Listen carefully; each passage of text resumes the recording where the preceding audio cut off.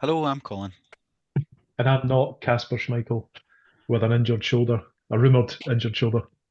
It's just as well. There was, I don't know if this is an appropriate thing to say or no, but I've started the story, so I'm going to finish it. I saw a clip. It was a Celtic fan getting waved out of Parkhead, where the Hibs fans singing "Are you Schmeichel in disguise?"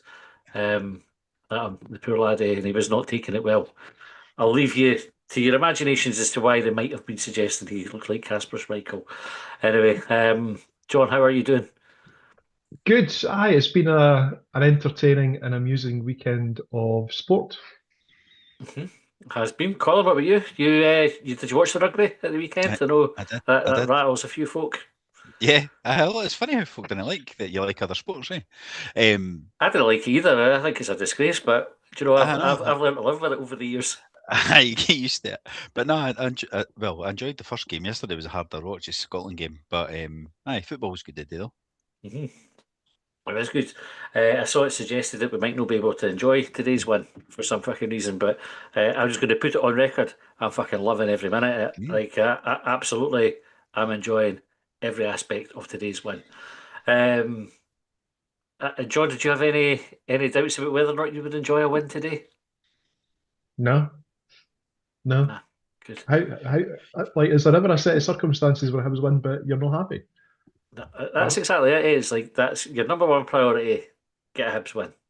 That's it. so, Still mm. in the middle half of the season. You know what I mean? Like, what you've got to get as many points as you can to be up there challenging at the end. So carry on. Aye, and first one at Parkhead in 16 years today. And I read on Hibsnet, and I haven't fact checked it, but I believe David Gray became the first Hibs manager since Alex Miller to have beaten Celtic home and away as well. So a bit of history being made by the Hibs head coach. I suppose we should kick off with the team, but just we've got a couple of comments already on the YouTube, so I'll catch them and then I'll get your thoughts on the lineup. So, Cam Grady said, "Mon the fucking high bees." Indeed, I 100% agree with that. J Star said, "A fit Nicky makes a huge difference, but Chaiwa was the best player on the pitch." Dan said, "Evening, Cuntos. What a result. What does it mean?" Cadden delivery for Paslak, superb. Andrew's goal, wonderful. Chaiwa performance, outstanding. Sandy said, "Think I saw Ian from the phone in on the highlights with the striped shirt. There's every Definitely chance so. that you did." Aye. Yeah, that's one. Cam said, "Boyle can't be starting, but other than that, brilliant from Gray today." And Mark Barry said, "Could not be happier that Hibs won today. New signings making a difference since they've joined." And Donna said, "Outstanding." Yes, it's a lot of good, happy high bees tonight. Colin, the lineup then. So, from memory, one change, Boyle coming in for Scarlett. I think that was the only change that they had. Were you happy with the lineup? Ish, ish. It was the team I picked other than the front two. Hmm. So it was the front two that was different for me. Like I get why Eldon started though. He's our player. He scored last weekend. I just thought he might not. I thought he might have started with Shuto up there with Scarlett. I didn't expect Boyle to start. Um, and actually, in hindsight, he probably shouldn't have. But we'll get to that, I guess, as we Yeah. go through the game. But it was. I've got it there up to my left hand side, and it is pretty. It is the team. It kind of picks itself, I think, really.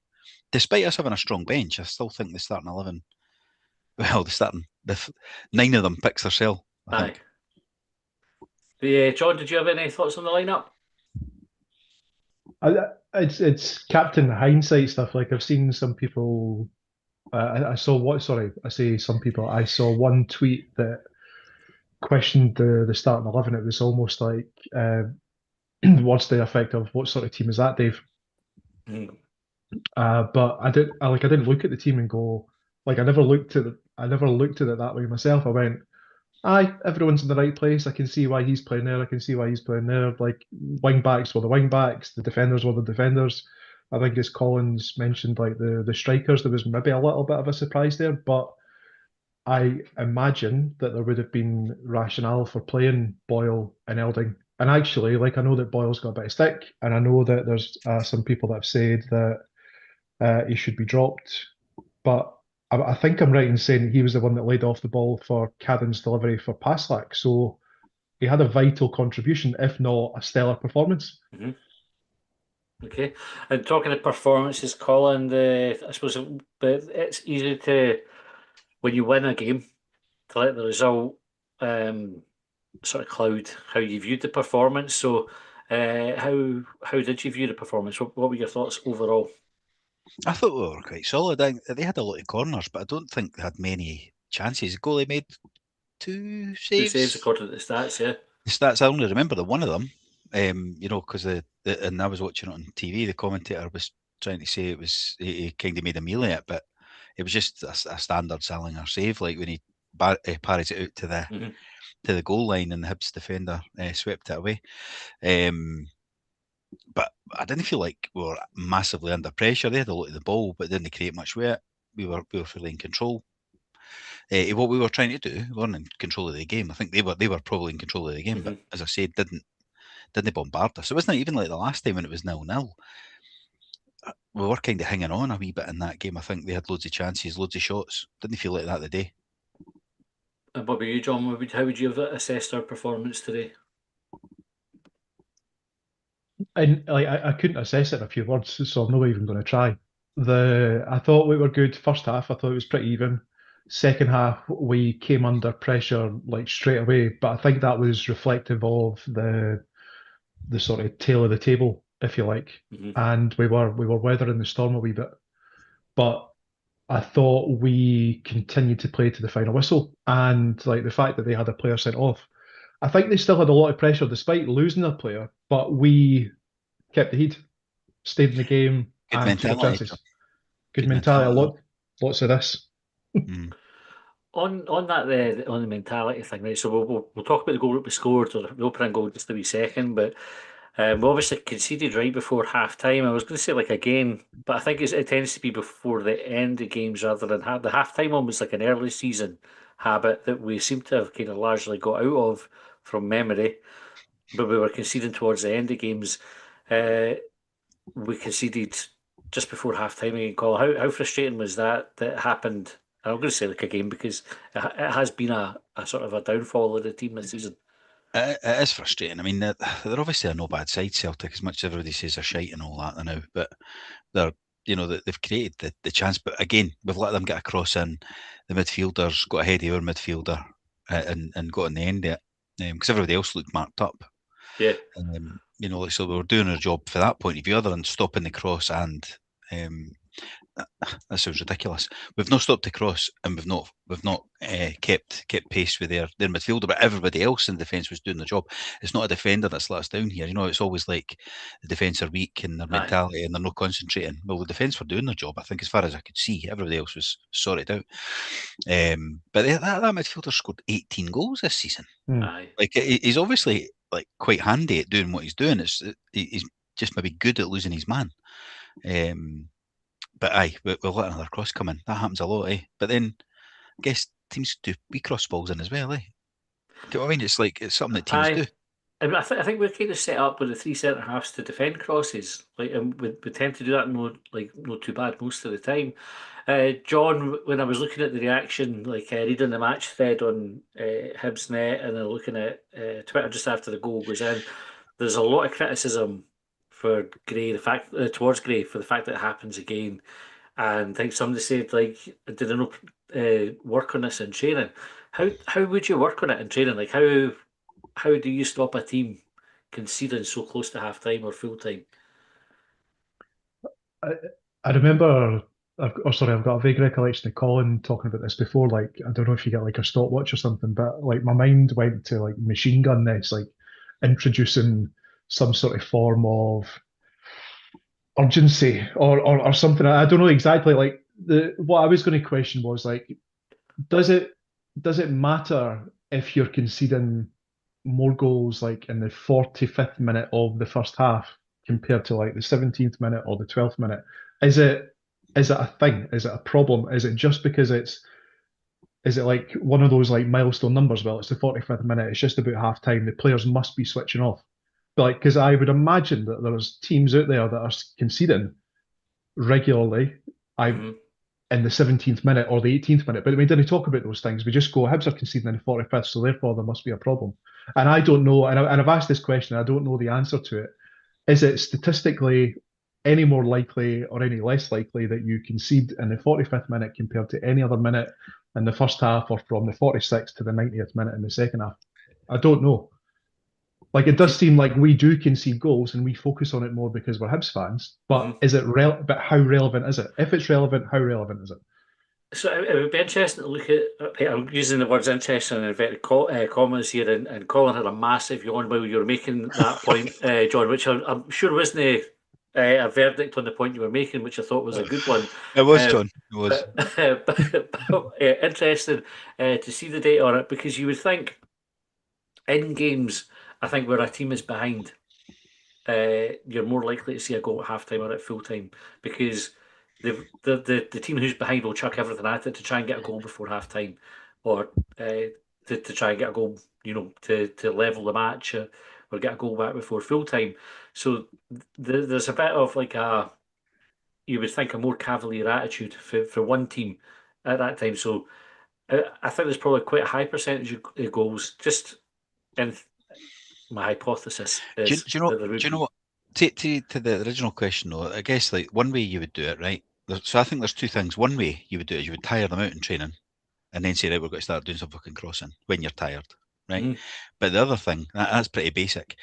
I was watching, and I know it's a different sport, and apologies to everybody who's got to criticise me for watching another sport, but I was watching it yesterday, and Wales made a complete fucking balls up a defensive thing after they just scored points, right? Mhm. They switched off, they walked back, Scotland switched on and banged up the park and scored, right?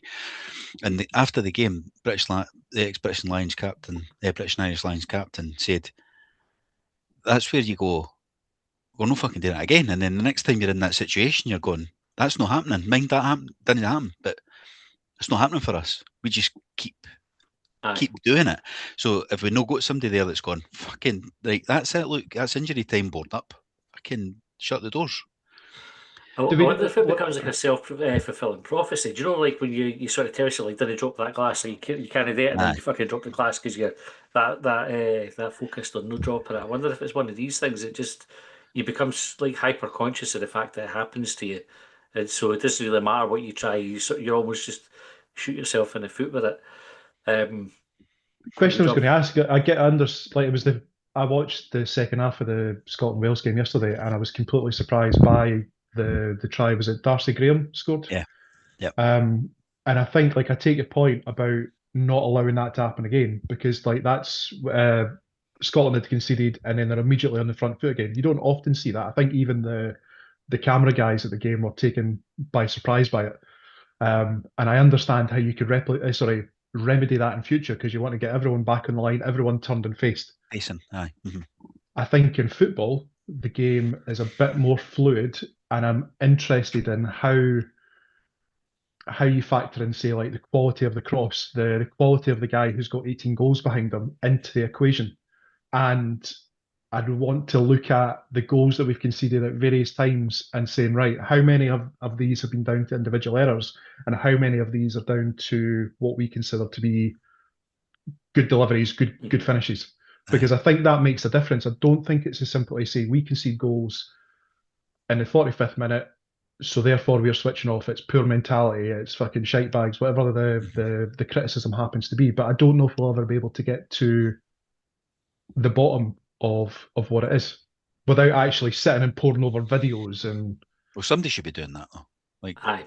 we've got I plenty of think. people in the books at Hibs. You know what I mean? Somebody should be Aye. sitting looking at that. There's also the thing that you remember when it happens, but you didn't remember all the games where it's no happened. Like we've gone loads of games where we've no conceded right before half time or no conceded right at full time. So obviously they do stuff, and I wonder then if you think that it's not happened for a wee while, we've dealt with that, and then it happens, and you go, oh fucking hell, how's that happened again?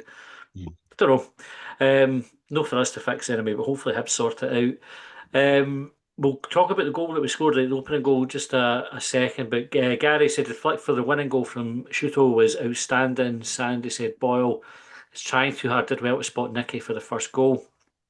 John, you made that point as well. Barney Rubble said, loving Paslak, what a difference with his energy and attacking prowess. J Star said, Boyle should have done better with the ball from Nicky. Constant waste stuff. I'm fed up of it. And Paslak and Nicky look like forming a great connection. Hopefully Nicky not dropped when Abita's back. Jay and Sandy said, no misery tonight, Longbangers. Great result. Even the negative Nellies have to beat upbeat.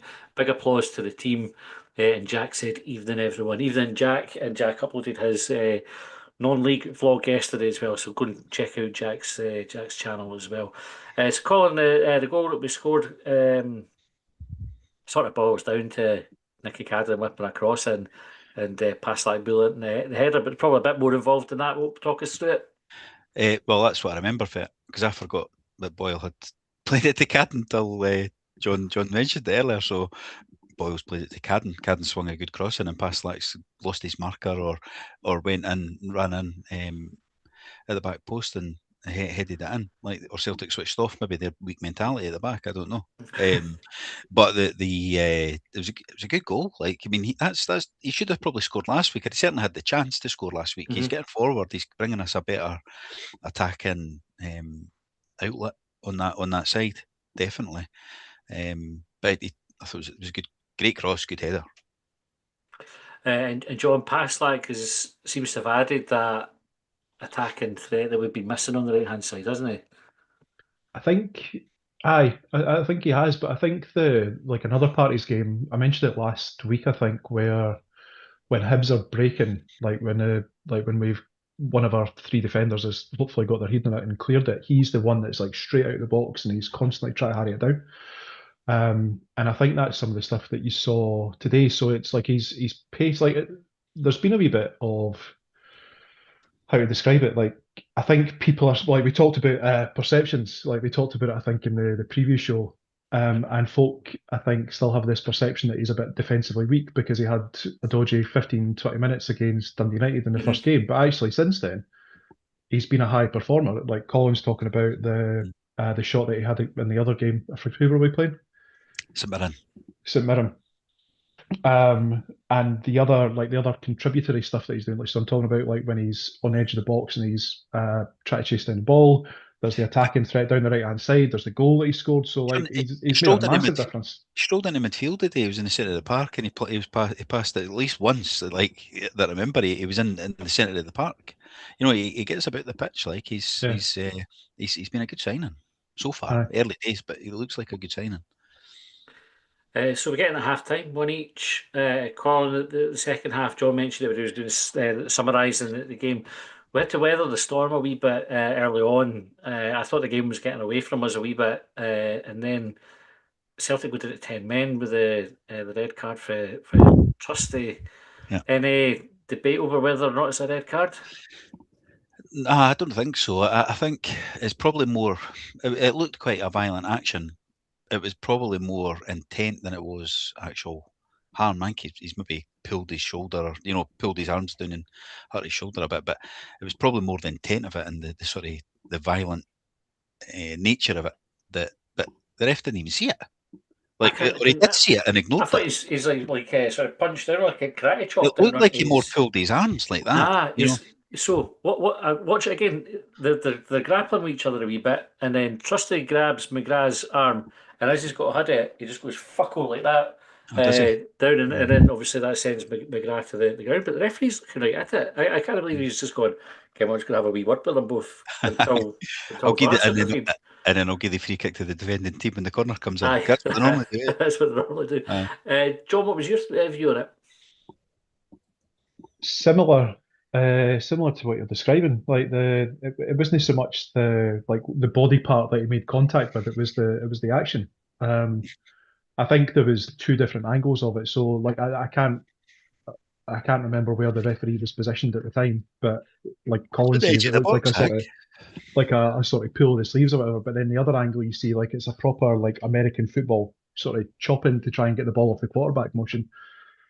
So I didn't really have any concerns about the red card. I think the interesting thing about it was that it's something that I don't remember us seeing before. Like I think we've seen pushes, I think we've seen contact, like with faces and throats, slaps, punches, whatever. Like, and you can understand why they're sending us off. But the point that Colin made about like the defending team getting the corner after an action like that, cast your mind back to Hibs playing Rangers a few weeks ago. And I think, was it Raskin pushed Iredale? Mm-hmm. And both players got a yellow card there. That was the classic. The referee hasn't got a clue how to deal with this, so just give them both a yellow card and we'll move on.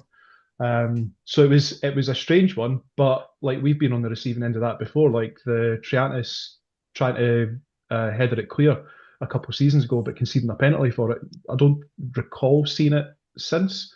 I think there was maybe one like a couple weeks or a couple games afterwards, but nothing like it. So what will probably happen is in 2 weeks' time, you'll get another player getting sent off for something similar. Good to say though, like the boy wasn't complaining too much when he went off, and I think Martin O'Neill's since said he understands why it's a red card. So I don't even think they're moaning about it. You know what I mean? It's and if they're not moaning about it, then fuck me, like it's definitely a red card. Do you think they had grounds for complaint just after that? From the corner when it came in, it looks like Scales is pulled. I think it's maybe Iredale or O'Hara's got a grip of him, and he goes down. They went to VAR and they cleared it quite quickly and said no penalty. Were you surprised at that call? Well, I thought they would. I thought they were going to get it. Like and I actually thought it was the Iredale one in the middle of the box, right? And then when the VAR decision came up, it said Phil was outside the box. I think they put the wrong graphic on the screen. Is that what it was? Because I'm going, is that looking at the wrong challenge? Because I was thinking it was that one there. There was nothing going on outside the box. I think they've just put the wrong thing on the screen. Right. Because I thought that would guaranteed. Like you don't get them all the time. You just don't, but they do. Or Rangers Celtic do. So, especially they're needing a goal. All that kind of stuff. I just thought, this is here we go. Like they'll get it. So pleasantly surprised. There was a Rangers man in the VAR box. Especially straight after the red card, John, because there's an opportunity for the referee to immediately even up that decision with the penalty. Did you think we were going to concede the penalty there? The thought crossed my mind for those reasons, but not because I thought it was an actual penalty. I thought, like, I would agree that there was a shot pull, but there's jostling, shot pulling, all sorts of stuff in the box. So, but like, and I think that's probably what led into like me thinking that it would have been a penalty because it was an opportunity to level up because we've been on the end of the Cholak test before. Which was a test that was applied in one game and never referred to ever after. The Celtic guy that does all the videos every week that we followed for a week, well, we still follow him, actually see all his stuff. He still applies the Cholak test to every foul. It doesn't get, but we're the ones that were on the end of it. Nobody else has ever been since. It's just now applied as the base level. I think with a shot pull, like I think it's always going to happen in the box. There's always going to be a little bit tugging. And I think there's a bit, I don't know whether you want to call it subjectivity or objectivity, like the referee will look at it. And I think Scales has kind of thrown himself down a wee bit there. He's looking for it. I think they're both at it to start off with. I think the defender holds him longer than Scales was holding the defender. But I think they're also, when I've been watching the VAR review, I think that one of the criteria that they introduced to these types of incidents was whether or not the player is going to get the ball. Like, does it actually have any impact? And it was after, I think we'd conceded to Dundee United. Remember that penalty that we conceded, and then we had a claim for one at the other end. And that's what they said. It was like, well, didn't they really interfere with the corner? So that's why it's not a penalty. And I think that's the same case here. I know there was a Celtic account was claiming cheating and all the rest of it with it and saying that Scales was going to be in the area, but I think unless somebody was going to get a kind of jetpack, like there's no way he was getting into the area where the fucking ball was going. So that's kind of why I presumed that they never gave it, because I thought it looked like I would have been shouting for it if it was us at their end. I would have been shouting for the penalty for it. I'm wondering why it hadn't been given. Moving on then, so Celtic go down to 10 men. John, one of the criticisms that has kind of consistently come up against David Gray has been about sort of like a lack of ambition in these games, but he certainly went all out to win the game. After that, like at 10v11, I thought there was only really one team. And what do you think the shift in attitude for the Hibs players when the game went that way? That's a good question. I never really thought about that. I was more thinking about the bodies that we had on, because I think we had like 4 strikers at one point. I know we had Shuto and Scarlett. You could maybe count Haslak and Nicky Cadden in that as well in terms of like their attacking outlet. But like I don't think it was a foregone conclusion that Celtic going down to 10 men meant that they were out of the game and weren't going to win it, because I think we found ourselves in that position before. But I think I mentioned it at the start, like just keeping the heat, finding him shots with passes and being clinical when you get the opportunity. And that's kind of what we've done. And also defended really well as well. So it was more like, I know that there's been a lot of questions about mentality and various other things, but I think to your point earlier, like we often overlook when we do things right, and it's almost like that's kind of taken for granted. So we just went about our business. Like, I'm reluctant to use the cliche, but we did. We just went along with it and won the game.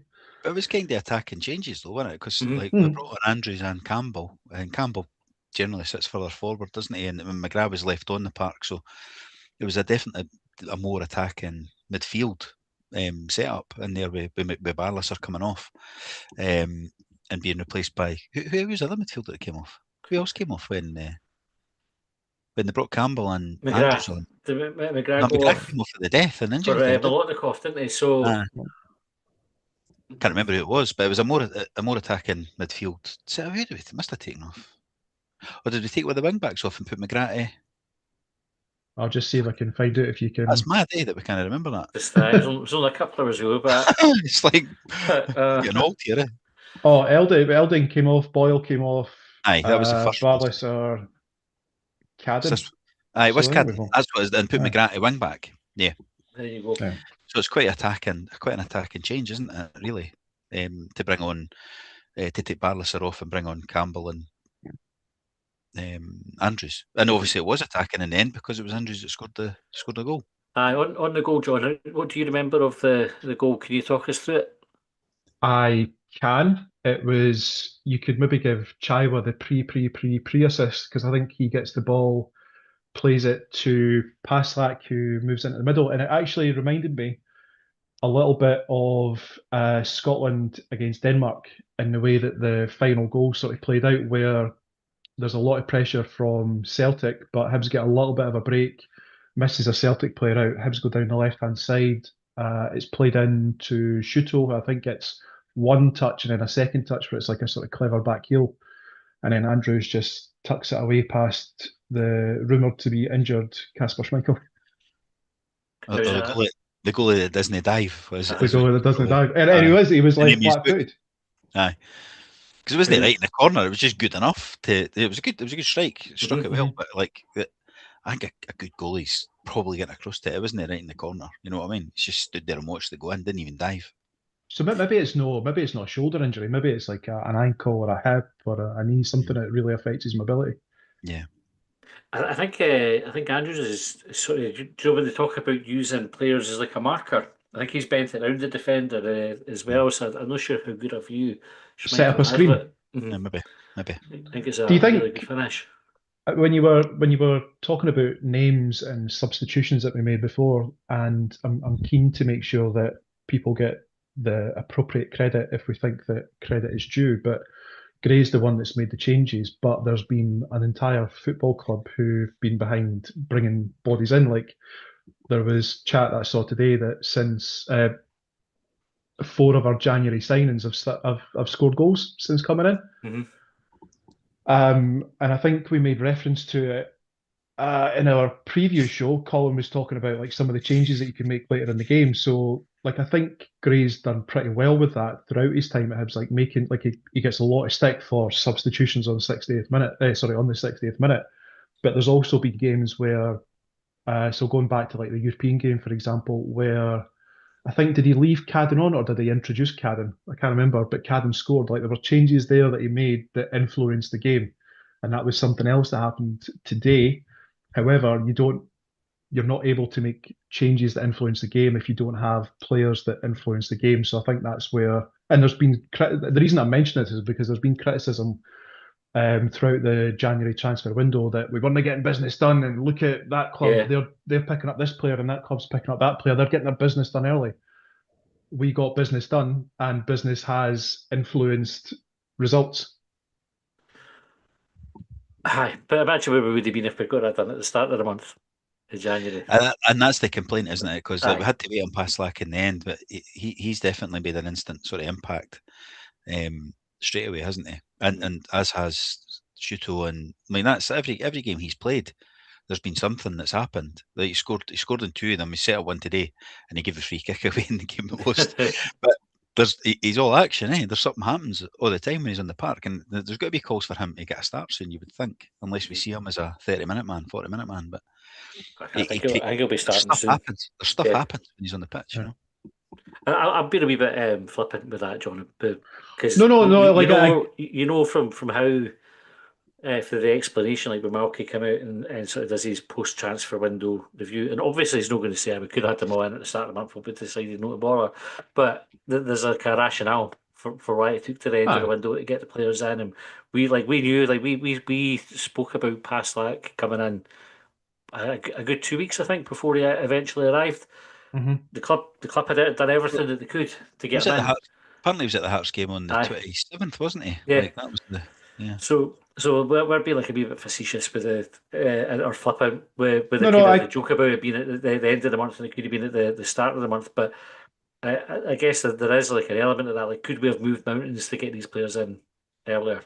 I think, like, I've not watched Malky's interview, but there was 2 transfers, so you can't force Hellas Verona to cough up 7 million for Bowie. That was late.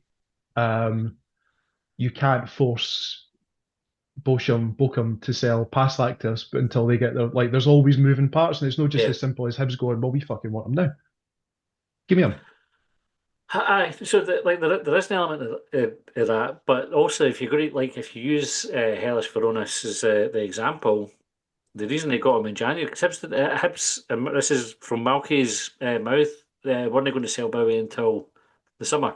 There wasn't the plans to sell him in January, and it was only because Verona were so persistent. Get some fucking now. Aye, that we went in the January window. They knew they weren't going to go away. The deal was good, so they did it. So we couldn't force them, but effectively they forced the sale from us. We could have held on to Bowie till the summer.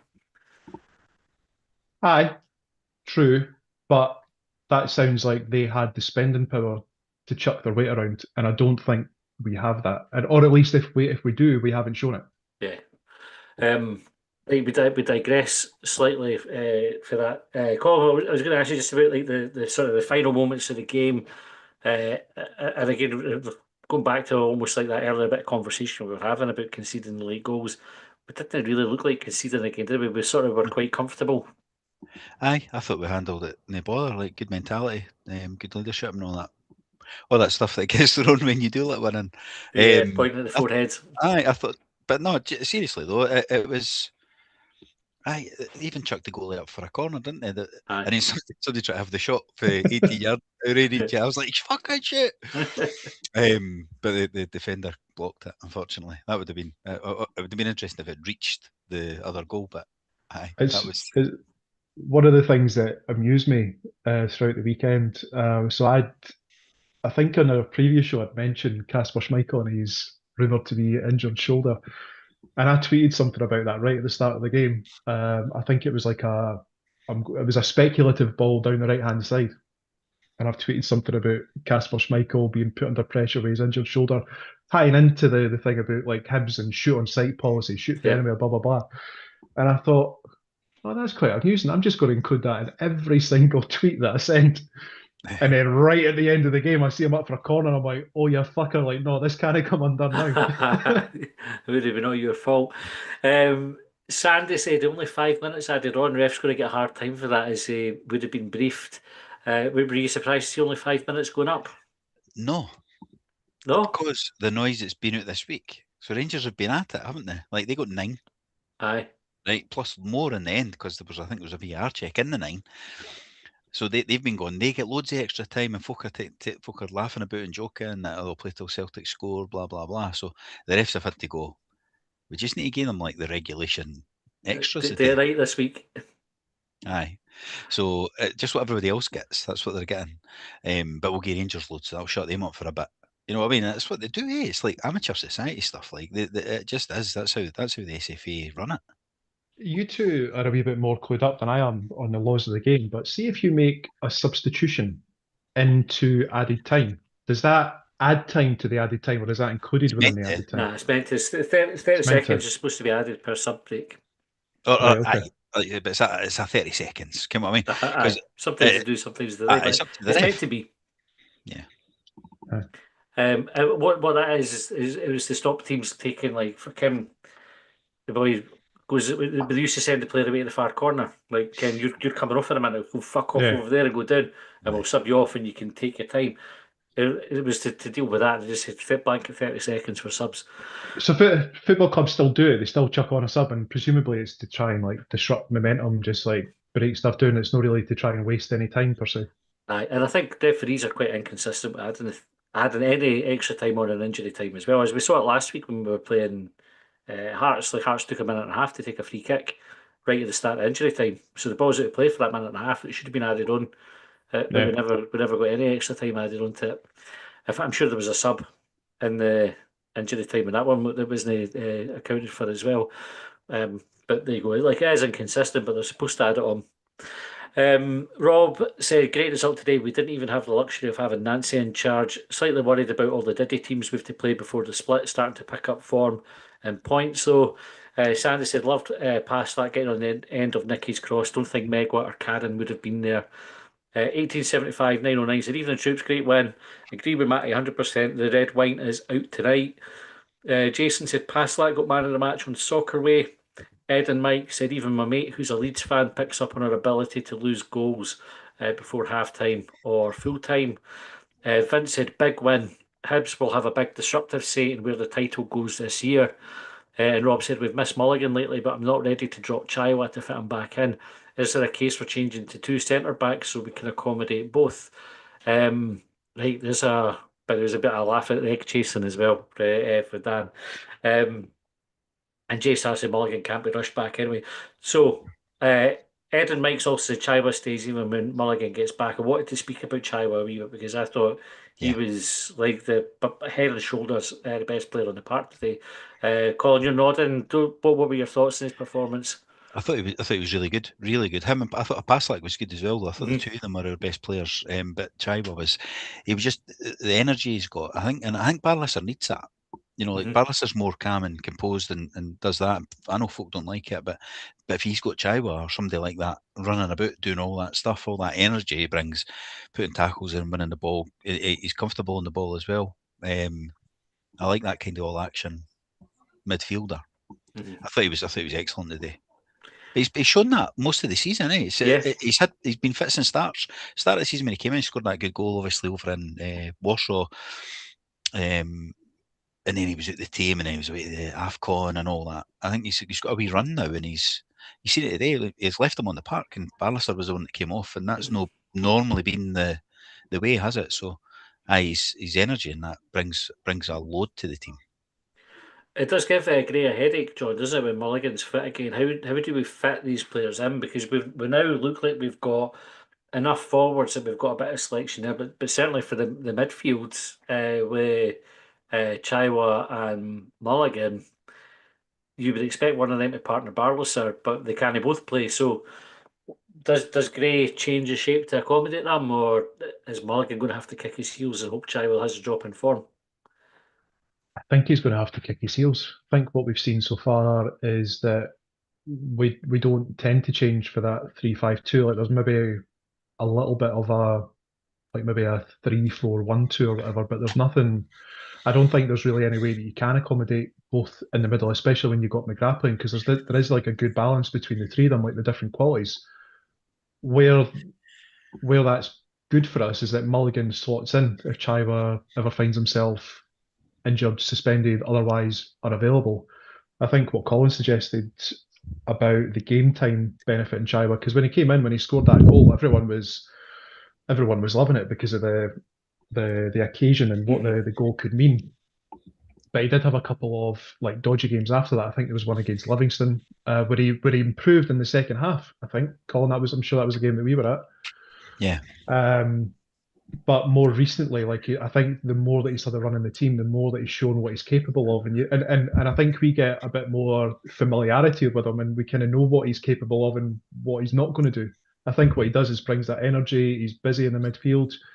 I think what he also does that I really enjoy is that he seems to be aware of where the space is around him. So he might take what looks at first glance to be a bit of an awkward touch, but suddenly he's opened everything up for him. He's got a number of different options to pass to and just change the game.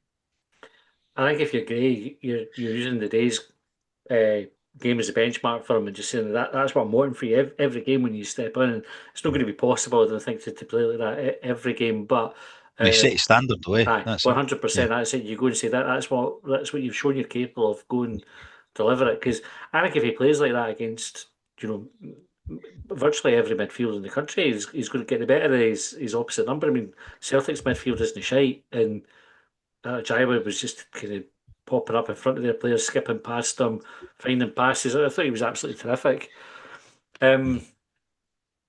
Linda said the red card, though, could have been a different story for McGrath's shoulder. How anyone can dispute that aggression by holding on to an extended arm. Ed and Mike said it's almost a shame that Megwa had to be dropped for Paslak. It is unfortunate for Megwa because he was playing well, but I think Colin's probably the right decision, isn't it, that we're seeing so far? It is disappointing because we want to see young boys coming through, and he was doing well, but you can see the difference going forward. I think probably in the composure on the ball and stuff. Megwa was doing well defensively, and that's the thing. It's maybe more, maybe certain games if you're going with 4 at the back, maybe you play Megwa as a right back rather than Paslak as a more attacking player. I don't know. That's maybe some of the considerations if you do go 4 at the back. Mm-hmm. Is it Paslak that plays in a back 4?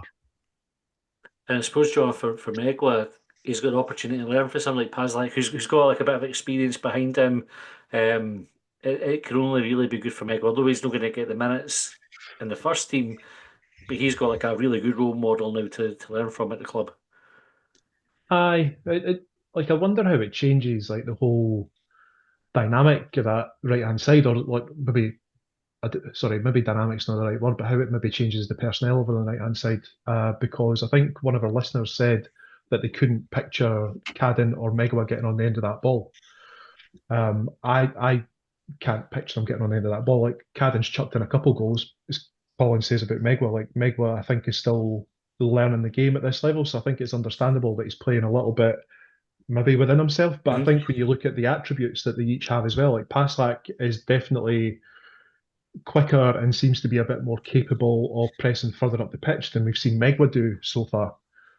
So it might be that, like when you were talking about benchmarks before with Chaiwa, like Paslak is the benchmark over there on the right hand side now. Can Cadden and or Megwa step up to that sort of level? And if not, are we looking for another understudy to learn from? Like you're right about like the whole mentorship thing. I agree with you, but it might be that the quality isn't there.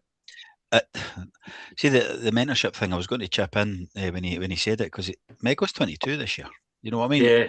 It's like you're thinking, like you're getting a mentorship. That should be for somebody who's 18 or 19 coming out of the 17, 18, 19 coming out of the youth team. 22, you're getting to the point where you go, this guy's only 4 or 5 years older than you. Like Paslak's only mid-20s or late 20s. 27, something like that. You know what I mean? It's not like he's like we brought in a fucking Junior Hoylett to come in and show Molotnikov. Yeah, that's a fair point.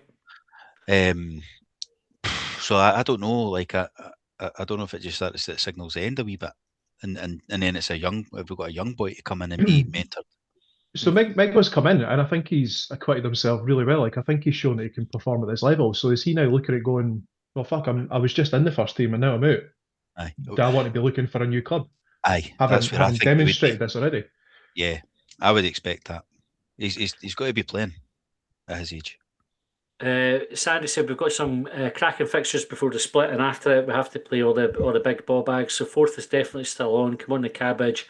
Ronnie said, "Sorry I'm late, guys. Great result. We need to back it up though, or it's meaningless to us." I love how folks say sorry they're late. Like we don't know. Thanks, Rory, though. Aye. And he said Chaiwa was excellent today. Thought we passed the ball really well. Sandy said defence was strong today. Highlights showed a few good moments from Rocky. Givaldo said mostly loan players though, and 6.5 million reasons why it took to the last day of the window.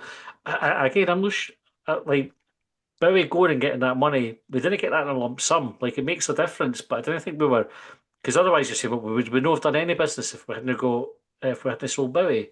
Like, aye, but would we have went in for him? We signed 3 strikers on the last couple of days. Or we're going to sign all three. Shuto we tried to sign Summer. Aye. in the summer, so like I think we would have been in the market. I don't know.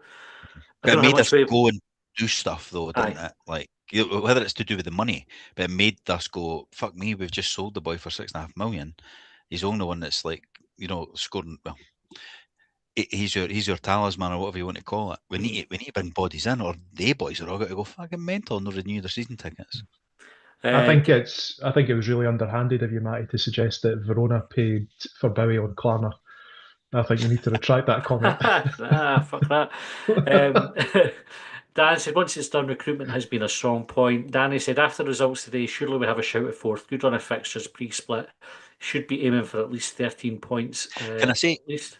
See, one thing we've kind of skipped over as well, though, is that kind of stretches your lead for Falkirk. And I know I'm always about looking up the table, but they were kind of hovering about there, in that dangerous. That's gave us a nice wee cushion there to actually be able to say, stop looking over the way and look up the way, because that's gave us that 6 point. I think it's 6 again cushion, isn't it? Yeah. Strategic masterclass for the club.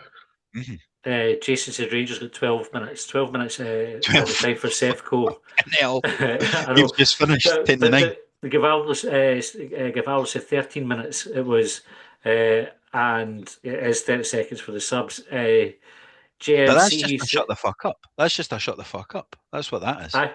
JMC said apparently VAR has the same added time. That's right as well. In the last VAR review, Colin explained it was like the fourth official. And the VAR team tell the referee, I think you should add on, which I think has changed. Like pre-VAR, the referee tell them, say this is how much we're going to add on. So that's an interesting one. They apparently keep a really tight clock on it. Danny said the complaint about Mulligan at right wing back earlier in the season was we missed him in the middle. With Chaiwa doing so well, what's your view on Mulligan playing there again?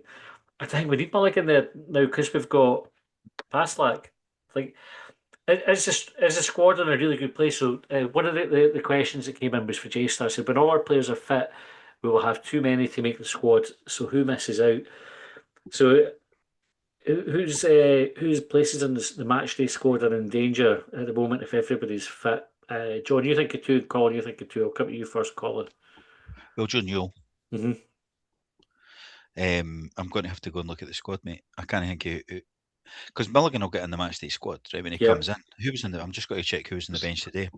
That was the question I was going to ask, was around the matchday squad. How many players actually get into it? It's not 16, is it 20? It's 19. It's a lot. I think it's 18 off the top of my head. Was it? It might be more than that, I'm just going. I'm quickly looking at the team lineup for the 9 on the bench. 9 on the bench, right? Yuan probably. Newell wasn't on the bench today. Looking at that, and then you'd maybe even have to consider, is it going to be Molotnikov losing out as well, which is I wouldn't want to happen. I want the young boys to actually be able to make a mark on the team, but again, he's just not doing that, is he? He's not getting the opportunity to. So who like the big names that were missing today? So Hanley wasn't there, Robita, Mulligan, Chris Newell wasn't on the bench today either. Cadden, yeah. Right. So you've got like 4 or 5 there that might not be definitely kind of coming back into the bench. And I suppose that's what you want, John, isn't it? You want to have like that sort of strength and depth. That's when you know you've got a good squad. Aye, I find that aspect of it quite challenging. Like when Megwa came in, when Megwa was playing well and he was immediately replaced by Paslak after he came in the transfer window, I felt a wee bit hard done by on behalf of Megwa. But when Colin mentioned Joe Newell there as well, like you start to see the beginning of the end of some of their Hibs careers. Yeah, but it's also carry on. On you go. I was going to say it's also where we talk about and people have kind of ridiculed it a wee bit about the multi-skilled, but the multi-position player. Yeah. And you go, well, Mulligan will get in the squad because he can cover Paslak, which means Megwa can no sit on the bench. And that's where I'm going. You know what I mean? It's like the laddie got in the team, done all right for a month, and he's going to find it's the end very soon, I think. Because Mulligan will just cover right wing back. And I think the other thing to consider, like I know that we're talking about the matchday squad at the moment, but when we mentioned some of the names there, like I don't know what Joe Newell's contract situation is, but you mentioned Yuan. I would imagine that come the summer, that'll be the end of his time Yeah. at Hibs. And I think with some of the players, like I think the way that we're playing at the moment, I think you can also see how some players can maybe do a job, but do we really want players on there that can do a job, or do you want players that are going to make a difference when they're called upon? And some of the names that were mentioned there, I think you can see come the end of the season when there's a wee bit of a reshuffle, when you kind of reassess where you want to go in the new season. A few of them I can see moving on, sadly. Mm. And I think he's showing, like, for all the chat about playing his pals and everything, I think we saw in the summer, sorry, no, in the summer in January there, with the fact that Levitt and Hoylett were moved on, he's no scared to reshape the squad and go and say, like, both of those were key parts of the team that did so well last season. Levitt dropped out of the team through this season, and then that's him out of the club altogether, you know, like in January to go and play football elsewhere. So Yeah. I think, like, when you mentioned Yuan there, John, I think it'd be a surprise that we didn't really see that much of him between now and the end of the season, particularly with other options that are there now. I think Boyle's place is probably in a similar place because he didn't have a great game today. He had I was just two going to two say we've big not big touched on that. chances that Yeah. that I think we're lucky we're not going. If only Ken, like that was. I thought we would be, because I was going fucking nuts in the house watching it on the telly. It was we had the window open, and my daughter was like, because I went, I shouted bad words at the telly, and the neighbour was at his car on the drive. She's like, "Here you." I was like, "Fuck him," because I was like, this guy must be on a five or a goal for his dad or something, because he's just like, he'll no pass the ball. It's like he had Eldon was inside him, and he could have just played him in, didn't he? And then that ball, it was a great ball for Cadden, and he touched it down, and he tried to go in the goalie. And again, Eldon's on the penalty spot, unmarked. Not quite a tap in, but as good as you're going to get at Yeah. that level. And you go, why are you just squaring it? So it was quite frustrating. Like, and I know he played a pre-assist for the first goal, but those two there, you go, you need to open your eyes and like see what else is going out there. It's not just all about you getting a shot away. And I think the thing with Boyle, you look at his stats, and his stats show how valuable a player Boyle has been, but there have also been huge moments in games this season where he's fluffed his line when it's really mattered. Mm. And I think today it never bit us on the arse, but it could have done. And I think the benefit of the transfer activity that we had in January is that Gray doesn't really have to rely on him now. I'm really like, I'm so angry about it. Like but that was like schoolgirl stuff. Like about the striker just being greedy and wanting all the shots away. That's what that was like. I was fucking raging. And I thought it might cost us, because I thought we're 1-0 up. That's a chance to go two. Aye. And it was, we got away with it. We won the game, so brilliant. But that could have been costly, and that's the ones but things like that have cost us this season, and it's why we're only challenging for fifth place, fourth place, rather than being higher up, because we've wasted opportunities like that. And the date didn't matter, but it does matter. Mm-hmm. Do you feel better? Do you feel better, Colin? I was fucking furious, John. I was. And is your neighbour still speaking to you? He doesn't even bother about football. He's Dundee United fan or something, but Yeah, I think you give us that fuck bother. Aye, he'll no bother about me swearing. He's heard me swearing plenty of times, I'm sure. Right, a couple of comments from Twitter before we get wrapped up. So Beldon Lasker said Shuto's layoff for Andrews was first class. Raymond Gray said brave on the ball, and to be fair, David Gray's substitutes were timed perfectly. Hopefully this will instill a bit of belief and confidence in the team. Target should be unbeaten to the end of the season. John, that's a big ask for the team, isn't it? But not impossible, as we saw last season. Could this team go unbeaten to the end of the season?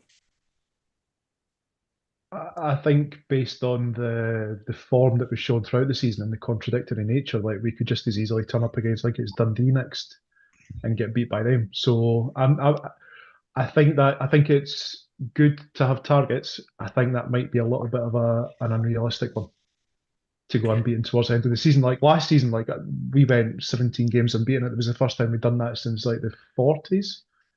I would say, like, so that's how often that kind of thing goes around. We're talking about 10 games. Yeah. I don't know how many games are we unbeaten. Is that us had like two wins now in the last couple of weeks? Aye, because we lost the derby and then we won after that, and then today. So we're talking 12 unbeaten. How realistic do you think? How realistic do you guys think it is?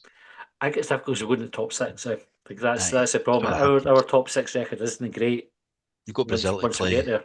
Brazil, Hearts, Rangers, Celtic. It's Aye. quite tough. So Dan said, I've no fucking idea what is happening with the league, etc. I'm sure they will make a James Blunt of it. So some Celtic fans reckon poor Rangers side will win the league. And then third time lucky with a laughing emoji. Jason said, hope Celtic win it on the last day with Hearts losing 2-0 at Falkirk. My gut feeling is Hearts will be out it long before the final weekend, right? But it's getting closer now, isn't it? Kieran said, Chaiwa and Paslak were brilliant. Seen better performance, but not the result for 16 years. Shuto paying for himself already. Won us 3 games. Now he needs to go from the start. Boyle was terrible. Can't remember the last time he played well. Ewan said, boss in the midfield. Finally some quality up front. This team looks good when they're good. Gillian said, Chaiwa outstanding as always. Bloody love this team. Part Fries image just said yes, with some alcohol and a spoon in the photo. So make of that what you will. Stephen said typical Hibs beating them when the season is pretty much over for us. Michael said why did we have to go through that? Chris said if we can catch Motherwell, why can't we catch Celtic? Boyle could be no more than an impact sub going forward. Richard said, watching a mobile phone in a pub in Bristol post the Cardiff trip for the rugby. Played well though, we were sitting deeper and deeper up to the red card. Good tactics after the card meant we stretched the game and got the reward. Always want to win, despite the implications. Another one, it's A followed by a whole load of numbers that I'm not reading out. Said Paslak and Chaiwa were outstanding. Jamie said, how do you all see the rest of the season going? I'm still concerned we switch off consistently, but I really do like this team. There's something about them. So we'll wrap up with that question and get an answer for it. So kind of 2 parts to it. John, I asked you about the going unbeaten bit, so I'll come to you, Colin. How do you see the rest of the season going? It's not going to be easy because with the 4 teams sort of all challenging, I think Motherwell's crept back in, haven't they? Like I was being flippant there with the Brazil thing, but I mean, I watched they were good last night. I didn't watch the whole game. I switched it off in the half time, but they do look a handy side, and it's fucking mental when you see the names on the mid-paper. Like it blows my mind. Like no O'Donnell striding in the midfield and like thinking fucking big crossfields and that, and you're like, where the fuck? Anyway, because they're all playing for that and we're not. There's more on the line for them. You know what I mean? Like we want to win, and we're playing for pride, and we're playing for a European place. They're actually playing for something tangible, so that makes it harder because well, actually, in 2 ways, there's 2 ways to look at it. Right, there's more on the line for them, which could bring more pressure, which could make it. But I think they've got no pressure on them. That's the thing with them because nobody expects them to do it. Aye, so, but if they keep up, if they win the next few and there's a couple of more losses, then the pressure, then they'll be like, fuck me, you know. Aye, but I would say every team that but with the exception of underdogs every game. Aye. And I said everyone's talking about the pressure on Rangers, Celtic, and Hearts. Motherwell going into these games going, fucking everybody's expecting us to get beat here, or talking about what it means for the other team. I think it's a good position for them. I honestly think they're the dark horse for the season. I just wouldn't write them off. I think they played well. They deserve to get something out of the season, I think. So, but then I think also we deserve to get something out of the season because that makes a difference. Just one last thing. I would never deliberately dismiss any of the listeners' questions or points or whatever. And I hope I didn't do that when I was saying that I thought that being unbeaten to the end of the season was unrealistic. However, looking at Hibs' next 5 fixtures, we've got Dundee, Livingston, Motherwell, Kilmarnock, and Aberdeen. How realistic or unrealistic do you think it is that we could be unbeaten in the next 5 games? I think that's realistic. That's realistic. Motherwell away it'll be, won't it? Because we're due to go there, I think. So yes, we should do that on top. We should do that on extra time. We'll do it. We'll go through those fixtures and game by game. Does that take us to the split? Is that the 5 to the split then? I just looked at the next 5 because of the split. Because I was also looking at one of the listeners had mentioned about, I don't know if it was about catching up with Celtic, and I looked at the gap between us and them, and it's like, could we overturn a 9-point gap? I think Motherwell have got a chance of overturning that gap, but then that factors into what you guys were saying about pressure, dark horses, etc. The point about the team being something I like about it is it hasn't necessarily been that all season for some people. I mean, it's been a funny season, a season of contradictions, as we've sort of referenced before. How likable is the team? Are we more likable post January window than we were before it? More likable post a win at Parkhead. Aye.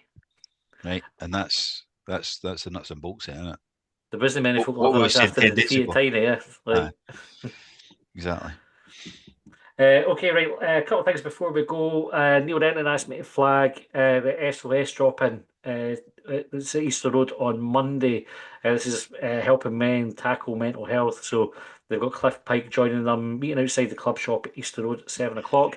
We've been to one of them before to do we did a podcast live from it one time. It's a great group of guys. So if you're struggling, if you're not struggling with your mental health, then Easter Road, 7 o'clock on Monday outside the club shop.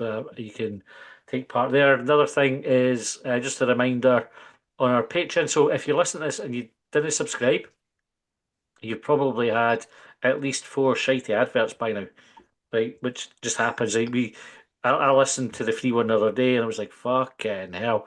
Like, and that's me as somebody who benefits from the adverts being in there. We can't control how many and what to do because we click a button and we have to have them in. So if you don't want to get the adverts, you can go to Patreon. We have an ad-free option, which is slightly cheaper than the full subscription, but it's only about £1 difference here as well, getting the full subscription. But if you want to try it, go to Patreon, 7-day free trial. Go to Patreon, look up Long Bangers, you'll see it there, and you can try it out for yourself. We would recommend that you get exclusive content as well and access to the phone in as well if you want to come on. Anyway, right, we will wrap up there. Thanks everybody for your comments and your talking points on Twitter and your time as always, and we'll see you next time.